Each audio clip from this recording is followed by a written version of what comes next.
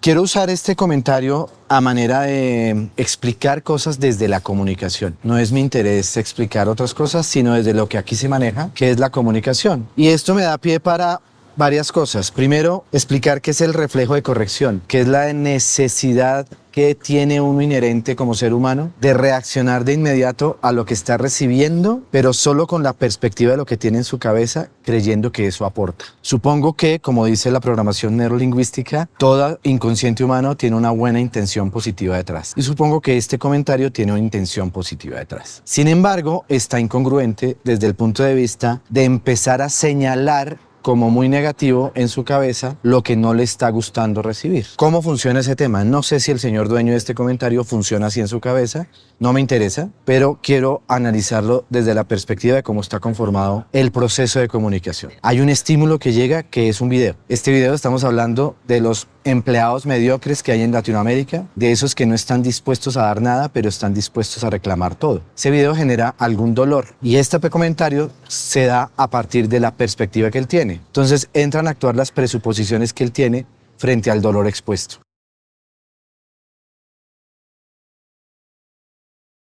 Voy a empezar frase por frase explicando, primero lo que ve uno acá en este comentario es un reflejo de corrección, la necesidad de decir algo sin siquiera acabar de ver el video, por ejemplo, y donde pone a colación todos sus recursos desde la presuposición que hay. Y existen varias presuposiciones. Voy a trabajar el párrafo de acuerdo con el concepto de estructura de superficie. Es decir, voy a explicarlo desde cómo están conformadas las frases y a tratar de darle forma a la información que no está ahí. Lo primero que uno tiende a hacer cuando escucha desde la estructura de superficie es darle forma para convertirlo en una estructura profunda y entender. Estructura profunda es cuando entiendes lo que está significando el mensaje. Pero voy a leer el mensaje tal cual, con la intención didáctica que tiene. Debería darse repaso de cómo estamos en derechos y normalización laboral en Colombia.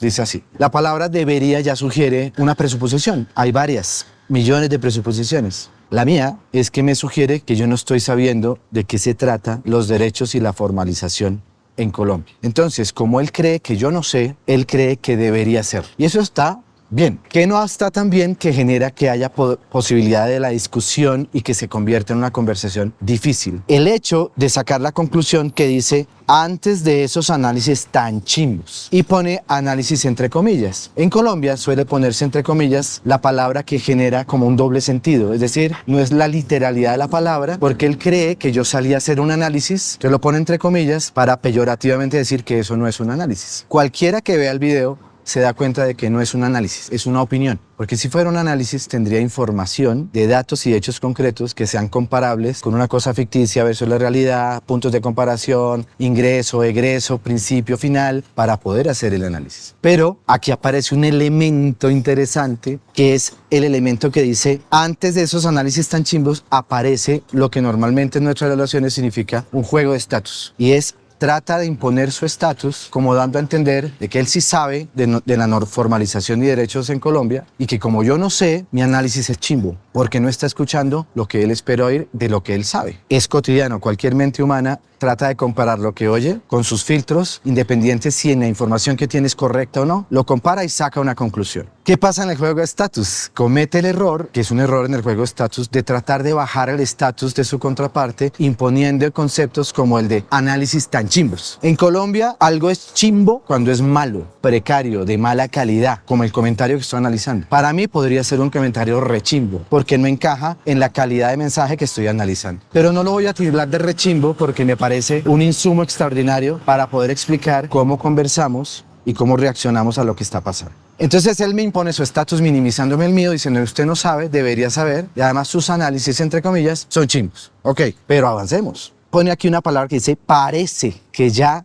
no tiene más temas sus videos. Parece. Cuando uno dice que parece, no tiene seguridad de nada. Sin embargo, tiene la posibilidad de decir que los análisis, entre comillas, son chimbos y que yo debería leer sobre formalización y derecho laboral en Colombia. Ya el parece es una forma tibia y solapada de no comprometerse con lo que quiere decir. Parece. ¿Pero parece qué? Porque ¿de dónde salió ese parecer? Es decir, como no le gustó lo que oyó, como no concuerda con su filtro, la conclusión es parece que ya no tiene contenido. Entonces yo digo, parece que ya no tiene contenido que a usted no le gusta. Parece que el contenido no va en la línea de lo que usted espera oír. Entonces, una de las cosas que hace que tengamos ese reflejo de corrección es reaccionar ante lo que estamos escuchando, porque sentimos que hay una desviación versus lo que no está acorde con nuestro mapa y que estamos cerrados a que eso que no está acorde también puede ser válido. Entonces dice, parece que ya no tiene más temas sus videos. Como esta persona ya me ha comentado varias veces cosas de la misma manera, que se refiere a que no tiene más temas, aquí aparece otro elemento que ya no tiene que ver con la comunicación, sino con lo que me presupone a mí que pasa con la cabeza de un señor que termina siguiendo a alguien al que no le gusta, que es muy natural en estas redes sociales. Seguir al que yo pueda odiar y joderlo. Poder odiar y joder forma parte de los focos de motivación. Puede ser un foco de motivación que esta persona está diciendo, me encanta y es placentero para mí dañar al otro. Dañarlo desde mi imposición de estatus, porque cuando uno quiere dañar el estatus del otro, bajárselo, es porque en alguna presuposición siente que lo tiene más elevado. No hay nada más errado que pensar que cuando yo le bajo el estatus al otro, el mío se me sube. No, le bajaste el estatus al otro, el tuyo no se te subió. Pero no se le bajaste con el argumento de poder dialogar para que cada uno en el balancín pueda dar lo suyo, sino que de manera adrede, alevosa y agresiva se lo baja. Qué análisis tan chimbos. Pero a veces no es prudente porque en las conversaciones no se puede estar bajándole el estatus al otro. ¿Quieres mantener tu estatus? Súbelo tú. Acá no hay una forma de subir el estatus. En el párrafo no se lee, pero él cree que sí. ¿Por qué cree que sí? Porque en su presuposición dice pura conversación de cafetería y a la ligera. Pues no hay nada mejor que tener una conversación en una cafetería, porque las cafeterías nos permiten ser honestos, espontáneos, genuinos, auténticos. Nos toma tiempo,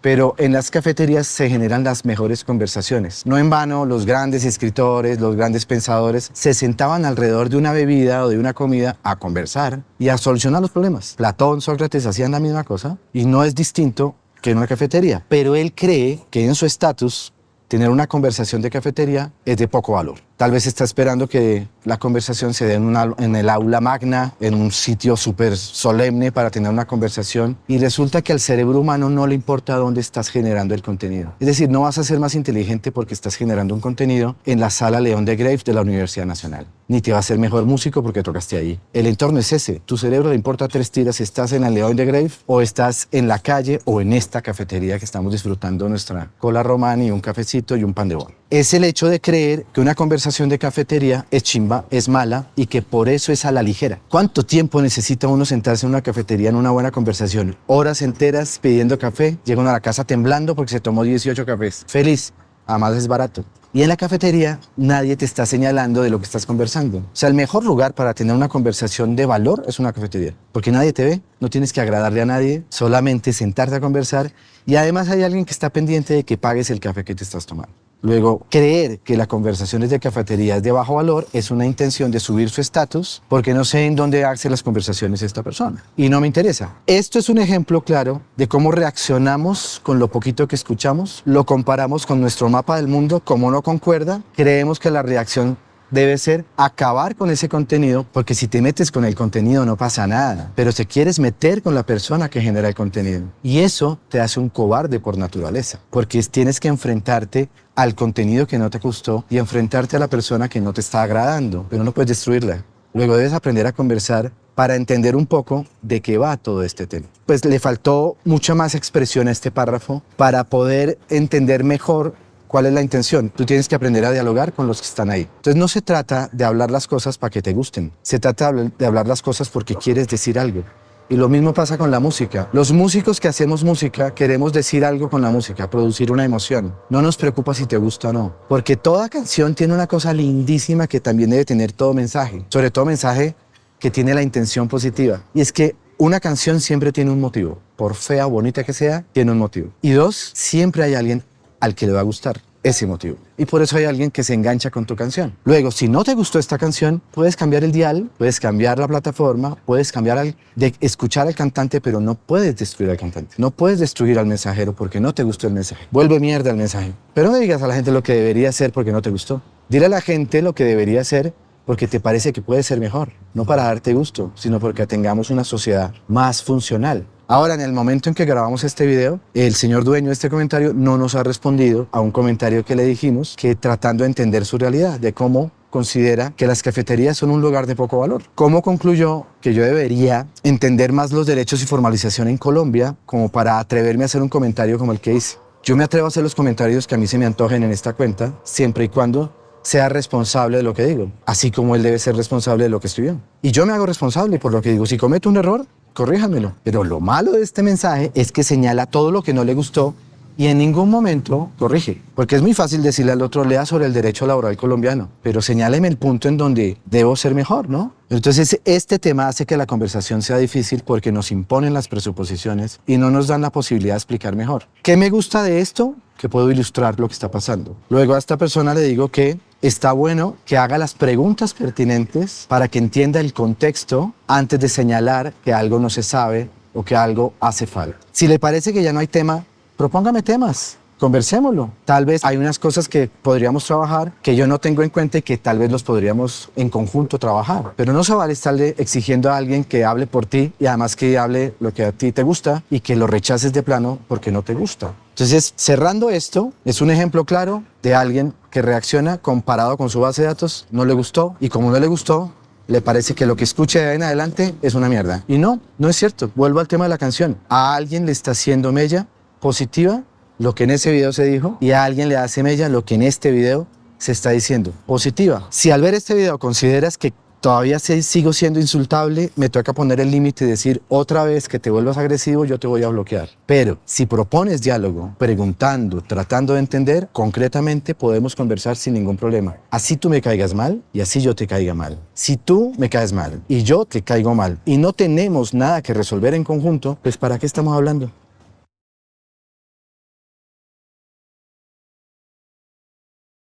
Ay, no, hablas como cualquier empleador dueño de empresa. ¿Sabes? Al revés sucede mucho más, pues los empleados a menudo son vistos como una especie de esclavos modernos entre comillas. Y sí, toca darles pan y circo al final del año para que sigan aguantando. Además, lealtad entre comillas a una empresa. Nadie es imprescindible. A ti te pueden reemplazar de un día para otro sin ningún pudor. En fin, con esta opinión tuya difiero drásticamente. Esto está interesantísimo porque es una persona, Laura, al que en mi presuposición, estamos aquí hablando de cómo las conversaciones se manejan y se pueden volver difíciles. En mi presuposición, dado el inicio que ella le da, ay no, normalmente en Colombia, no sé en otros idiomas, y en el español, pero sobre todo en Colombia, ay no es tratar de decir, me decepcionaste de la peor manera posible y eres de la calaña más baja que puedo encontrar. Es como ponerte un bloqueo. No lo pone a la mitad ni al final del párrafo, lo pone al inicio, porque es una forma, una necesidad de ganar reconocimiento y de imponer su estatus. Al final del párrafo dice, en fin, con esta opinión tuya difiero drásticamente. En ningún momento insulta, en ningún momento agrede, en ningún momento agrede el mensaje, en ningún momento agrede al mensajero. Está dando su punto de vista de lo que ella cree que yo he debido decir y de lo que ella cree en su presuposición que yo he debido como completar, porque claramente en el video hay una parte que no se ha hablado que es la relación empresa-empleador, pero pues es que de eso ya hemos hablado en varios videos anteriores, entonces consideramos que no hay necesidad de hacerlo ahorita. Sin embargo, con este comentario uno sí podría ya llegar a conversar, porque ella no está agrediendo, está dando su punto de vista. No le gustó lo que oyó. Además dice, difiero drásticamente. O sea, es como si estuviéramos totalmente en polos opuestos y hay una brecha muy grande. Ya está diciendo eso en su necesidad de imponer el estatus. Es decir, difiero drásticamente es, te va a quedar muy difícil convencerme de que estoy equivocado. Pero también puede ser, estoy abierta al diálogo siempre y cuando me convenzas con tu argumento. Mi posición es drásticamente distinta a la suya. Y eso está bien. Vamos a analizar ya desde el punto de vista de los mensajes lo que ella empieza a presuponer. Entonces, todo tiene que ver con, yo recibo una información, presupongo una información, el cerebro trata de rellenarla con base en mis presuposiciones. Presuposiciones que son adquiridas por lo que oí, por lo que creí, por lo que sentí, por lo que viví, por lo que leí, por lo que me contaron. Presuposiciones que siempre están ahí. Las presuposiciones están diseñadas para salvarte la vida y para que tú puedas tomar decisiones de manera rápida, porque el cerebro es muy eficiente, pero no siempre son las correctas, dependiendo de la situación en la que estás. Entonces dice, hablas como cualquier empleador dueño de empresa. Esto técnicamente es una generalización como la que todos manejamos en nuestro mapa del mundo. En las pocas empresas que ella conoce, hay una constante que es un empleador dueño de empresa que habla como se habla en el video, que es peyorativamente de los empleados, como lo señala ella, esclavos modernos. Cualquier empleador dueño de empresa. Ese cualquier empleador dueño de empresa la pone en un lugar de subir su estatus tratando de hablar peyorativamente de cualquiera. No sé si Laura sea dueña de empresa o no, y tampoco se trata de hablar peyorativamente del estilo de Laura. Estamos analizando el juego estatus acá, y es ponte a crear empresa y habla como un dueño de empresa. Genera un empleo en Colombia, genera opciones en Colombia, genera un peso en Colombia, cuesta un billete. muy grande y un esfuerzo muy grande. Como para generalizar y decir cualquier empleador, dueño de empresa. Porque cualquier empleador, dueño de empresa, lee este comentario y se siente que no trata a la gente como esclavos, su tendencia es a tomárselo personal. Entonces acá yo no hablaría de como cualquier empleador, dueño de empresa, sino lo acotaría a aquellos dueños de empresa que consideran a los empleados como esclavos. Estás hablando como esos, no como cualquier empleador, dueño de empresa. Generalización. Acá, desde el punto de vista gramatical, pues hace falta signos de admiración y tal, pero dice, ¿sabes? Al revés sucede mucho más. ¿Más comparado con qué? Al revés, ¿qué sería? La relación de la empresa versus empleado, supongo, la actitud de la empresa versus sucede mucho más con respecto a qué, o sea, ese más de dónde sale. Entonces primariamente sale de las presuposiciones que ella tiene, de lo que ha oído, vivido o ha escuchado. Puede que si uno va a la estadística sea cierta, pero en este contexto de la comunicación simplemente está comparando con un mapa del mundo que ella tiene. Entonces no sabemos a ciencia cierta si al revés sucede mucho más. Está en su mapa del mundo. ¿Qué pasa cuando ella está en su mapa del mundo? Que ella cree que le están entendiendo su mapa del mundo. Esta es la estructura de superficie. Tocaría hacerle muchas preguntas a ella para entender su mapa del mundo. Entonces lo que estamos leyendo es la estructura de superficie de ella, pero ella cree que estamos entendiendo la estructura profunda que ella quiso decir. Entonces al revés sucede mucho más. Pues los empleados a menudo son vistos como una especie de esclavos modernos. Vuelve como en el video anterior de al parecer se quedó sin tema, como una especie. Cuando uno dice una especie de esclavos modernos, está con un miedo supremo a comprometerse con decir esclavos modernos. Entonces dice una especie y pone entre comillas esclavos modernos. Claro, estamos frente a un algoritmo que castiga la palabra esclavos. O sea, puede que sea cierto, entonces si ella pone esclavos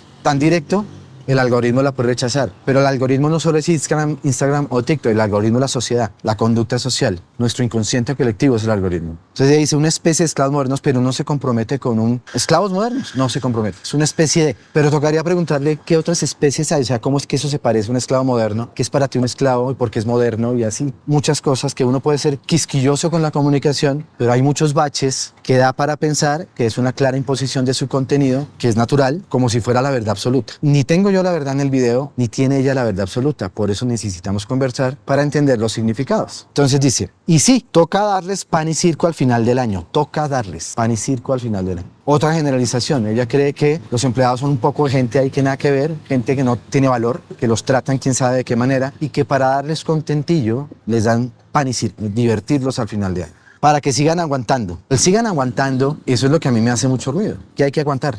Dice, además lealtad a una empresa. Sí, le des lealtad a esa empresa cuando le prometiste al firmar el contrato que le ibas a tratar bien y que ibas a hablar bien de ella, y eso está en el contrato, y que no vas a hablar mal de ella y que no vas a vender sus secretos, porque hay una parte en el contrato que hay una cosa que es acuerdo de confidencialidad y hay otra parte en el contrato que dice acuerdo de buen trato y de buena relación, que es de parte y parte. Si la empresa no puede salir a hablar mal de ti porque tú le caíste mal, no va a pasar eso. Y cuando te le dan certificado de que trabajaste ahí, así te hayan echado por ladrona, el certificado no puede decir que te echaron por ladrona. El certificado dice ella trabajó de enero a diciembre y ya. Porque no puedes dañar la imagen del otro solamente porque te dio la gana. A eso me refiero con lealtad. Después dice, nadie es imprescindible, cosa que es cierta. Desde el punto de vista de las relaciones humanas, nadie es imprescindible, casi que es una generalización tan cierta como decir que el agua moja, tan cierta que como decir que el niño Dios son los papás. Es una cosa que es muy cierta. A ti te pueden reemplazar de un día para otro sin ningún pudor, así como tú puedes irte para otra empresa sin ningún pudor, porque la relación ahí sí es recíproca. Entonces, es cierto lo que ella dice, pero lo da desde la posibilidad. Te pueden reemplazar sin ningún pudor. ¿Qué significa sin ningún pudor? No tengo ni idea. Supongo que esta persona trabajó 23 años en la compañía, toca hacerle la despedida y hacerle su aplauso y una fila, y hay veces que no. Pues en este punto, en este párrafo, ella me está hablando a mí, creador de ese contenido. Se habla directamente a mí. Ella tiene un mapa del mundo y sobre su mapa lo dice. Es una consecuencia natural de cómo hace el cerebro las cosas. Entonces ella tiene una imagen en su cabeza de lo que quiere decir, estructura profunda. Le da la forma que con su cerebro considera más efectiva para escribirlo y que yo lo lea.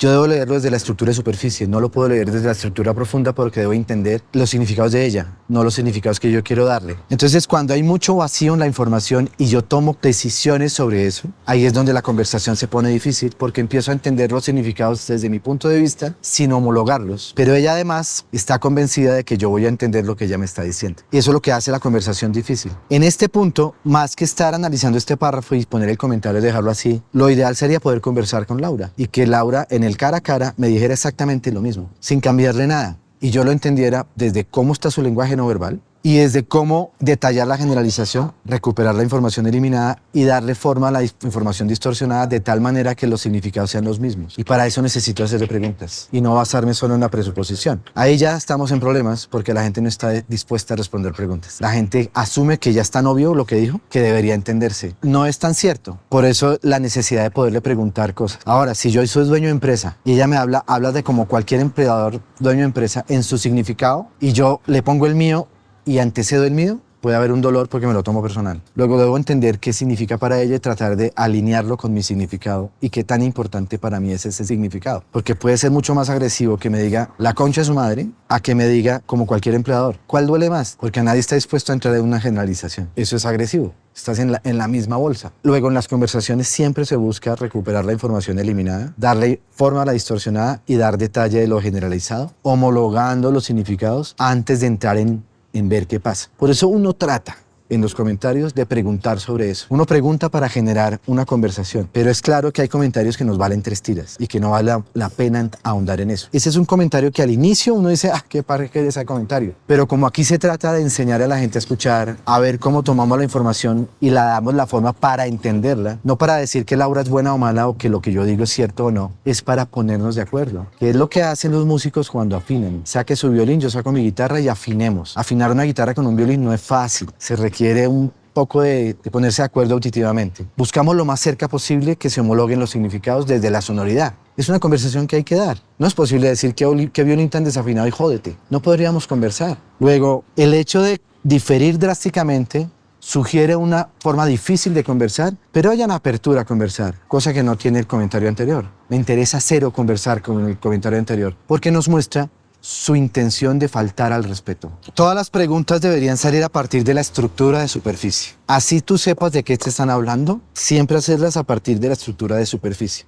Las palabras como están escritas, no lo que sugieren, sino como están escritas. Y además, el hecho de, y tu inconsciente es muy versátil en eso, de detectar cuando hay vacíos en la información. Cuando hay distorsión, cuando hay generalización, lo detectas. Entonces, cuando sientas que hay un vacío, trata de llenarlo con preguntas. En el caso de este párrafo, hablas como cualquier empleador dueño de empresa. Entonces uno dice, ¿qué es para ti cualquier empleador dueño de empresa? ¿Cómo habla un empleador dueño de empresa? Como hay un no, antes uno dice, ¿qué te produce el discurso de un empleador dueño de empresa? Desde tus emociones, sin poner palabras que te facilitan la respuesta. O sea, ¿qué es lo que te indispone? No, sino ¿qué es lo que te produce? Y con base en sus respuestas ya vas entendiendo qué significa para ella el hablar como cualquier empleador dueño de empresa. ¿Sabes? Al revés sucede mucho más. Entonces me dices, al revés, ¿con respecto a qué? ¿Cuál es la cara de ese revés? Y ella te tiene que decir algo al respecto. Al revés sucede mucho más comparado con qué. ¿Cómo sabes que es mucho más? ¿Qué es más? Pero sobre todo, ¿contra qué lo estás comparando?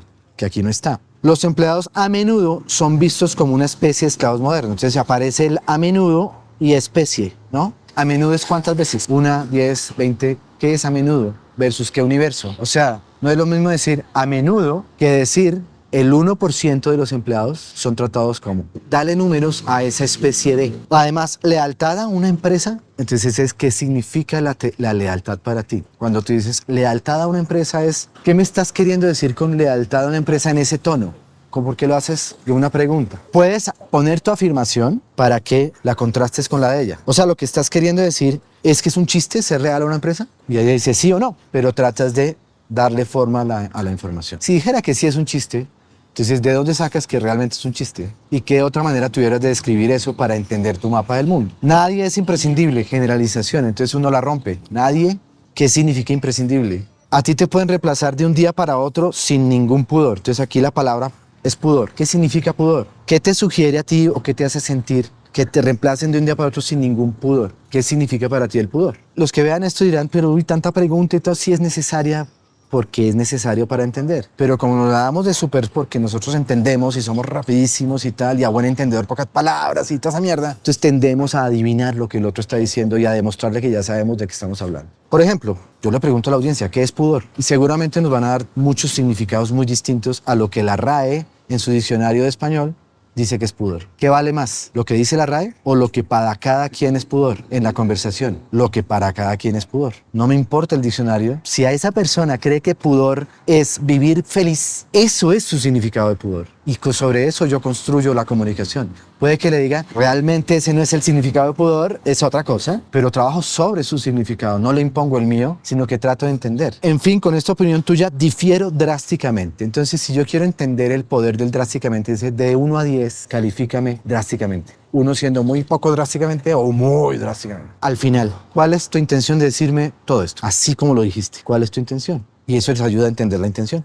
Pero siempre que hagas estas preguntas, tienes que estar abierta a la respuesta, porque puede que no coincida con tu mapa. Y tampoco se vale estar todo el tiempo condicionando la pregunta para que digan lo que tú quieres que digan. O para decir, sí ve, yo sí sé y usted no. Porque conversar no es un concurso, no es una competencia. Es un trabajo colectivo, siempre. Aquí estamos tratando de conversar con Laura. Puede que mañana nos deje de seguir o puede que mañana tengamos una conversación en vivo con Laura.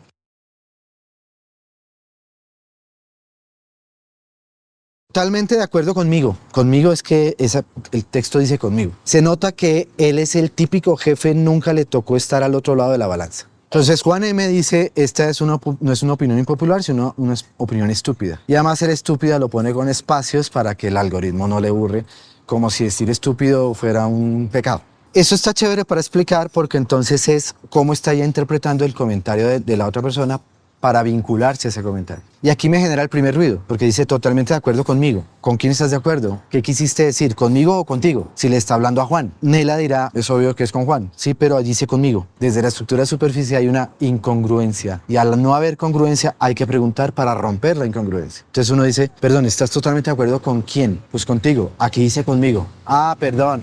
He debido poner una T. En el juego de estatus ya vas ganando tú. Porque al preguntar y ella reconocer que la cagó, ya le baja un poquito el estatus y estás con más poder para conversar sin que tengas que imponer el estatus. Se nota que es el típico jefe. Nunca le tocó estar al otro lado de la balanza. Entonces se nota, es evidente. ¿Es evidente para quién? ¿Para el que hizo el comentario que es Juan o para ella? Para ambos. Porque el uno dice que uno es un estúpido por eso y ella dice se nota. Entonces es, como está vinculado con la estupidez, uno dice ¿cómo es que eso se nota? Para recuperar la información. ¿En qué lo notas? La respuesta tiene que ser muy detallada. Para uno decir, ah sí, ¿sabes que sí? Soy un estúpido. Pero si sigue habiendo ruido, entonces no puede haber claridad en la información. ¿Qué pasa normalmente cuando uno le pregunta eso? No dan una respuesta concreta. O no responden o se van por entre las ramas. Porque no es tan claro. Solamente es claro desde su propio mapa, con la rabia y el dolor que les produjo eso. Entonces imponen su mapa como si el mapa de ella fuera el mapa del mundo. Cuando dice típico, entonces hay otra generalización. O sea, hay que preguntarle, ¿qué es para ti un típico jefe? ¿Qué significa típico en este contexto? ¿Qué es típico? ¿Cómo debería yo leer la palabra típico jefe? ¿Con qué tono? Cuando tú le preguntas con qué tono debería leer esto, lo pones en aprietos. Porque tienes que describir el tono porque no están hablando contigo. Y eso los ponen en aprietos. Porque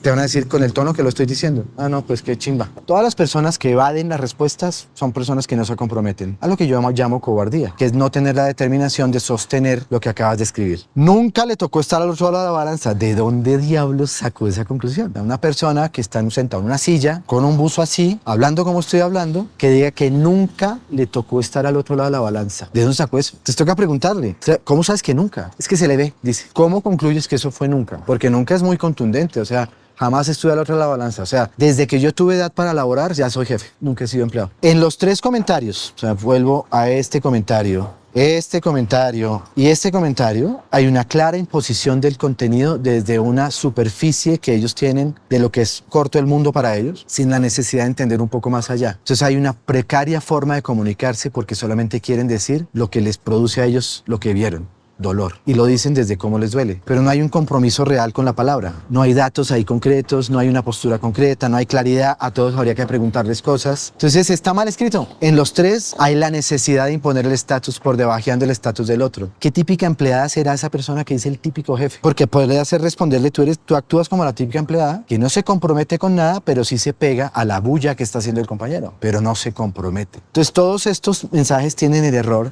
de ser escritos de una manera tan ambigua que lo único que busca es dañar el estatus del otro, bajármelo. Tratar de dañar al otro cuando el otro no tiene intención de dañarte a ti. Ah, porque esa es la otra. Nadie te está hablando a ti. Nela, no te estoy hablando a ti. Laura, no te estoy hablando a ti. Y Diego, no te estoy hablando a ti en el video. No dije este mensaje es para Diego, Laura, que son unos empleados mediocres. No dije eso. Reaccionas porque de alguna manera te sientes identificada con eso. Y no tengo la intención de producirte ese dolor. Porque no te estoy señalando a ti. Te das por aludida y reaccionas. Luego el juego de estatus está ahí. Entraste con el estatus bajo. Cada persona que intenta dañar al otro de esa manera, como en estos 3 párrafos, entró la interacción desde un estatus muy bajo. La que más estatus tiene en estas 3 es Laura. ¿Por qué? Porque a pesar de que se le fue ahí su emoción, deja el espacio abierto para que conversemos. Las otras 2 personas no. Una se pega a la otra para ver si engallada me acaban conmigo, que esa es la típica. Y el otro a por debajearme porque no le gustó lo que oyó, lo que vio. Entonces es a decir que yo soy mediocre también. Es el que menos deja la puerta abierta para conversar. Y quiero que la gente aprenda de eso. Cuando va a comentar, tiene una responsabilidad y tiene una necesidad de defender una postura, sobre todo si se mete con la integridad del otro. Si se mete con la integridad del otro, pues tiene consecuencias que puede no manejar. Fíjense que ninguna de las 3 sugiere un camino. Señalan lo malo, pero ninguna de las 3 sugiere un camino. Diego, ¿cómo lo haría usted? Laura, ¿cómo lo haría usted? Y Nela, ¿cómo haría usted ese análisis si hay que hacerlo? ¿Cómo le hablaría usted a su jefe? ¿Cómo le hablaría al otro? No.